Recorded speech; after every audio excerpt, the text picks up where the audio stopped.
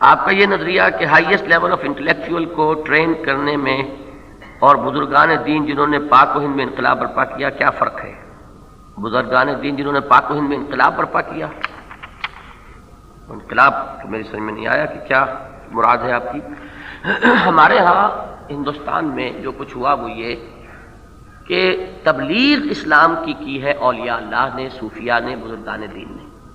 باقی جو فتح کیا تھا وہ فتح کرنے کا عمل جو ہے وہ غوری ہوں یا کوئی اور ہوں، خلجی ہوں یا محمود غزنوی ہو، وہ ان کا عمل ایک علیحدہ عمل ہے۔ یا اس کے بعد مغل آ گئے تو مغلوں کا جو معاملہ دین کے ساتھ ابتدا کے ساتھ تھا وہ سب لوگ جانتے ہیں۔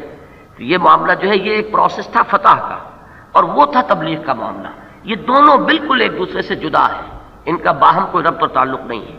اب جو کچھ ہمیں جو صورتحال درپیش ہے اس کے لیے ہمیں نمونہ نہ تو مغلوں کا اور غوریوں کا جو نظام حکومت ہے وہ ہمارے لیے نمونہ ہے، نہ ہمارے لیے حجت جو ہے آخری درجے میں وہ اس دور کے صوفیاء کا عمل ہے۔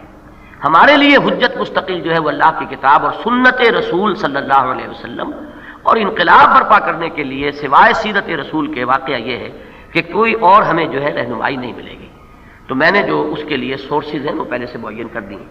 باقی یہ کہ اولیاء اللہ کا یہ مقام کہ انہوں نے تبلیغ کی ہے دین کی، اس میں کسی کو کم سے کم مجھے کوئی شک نہیں ہے کہ ان کا ایک مقام ہے۔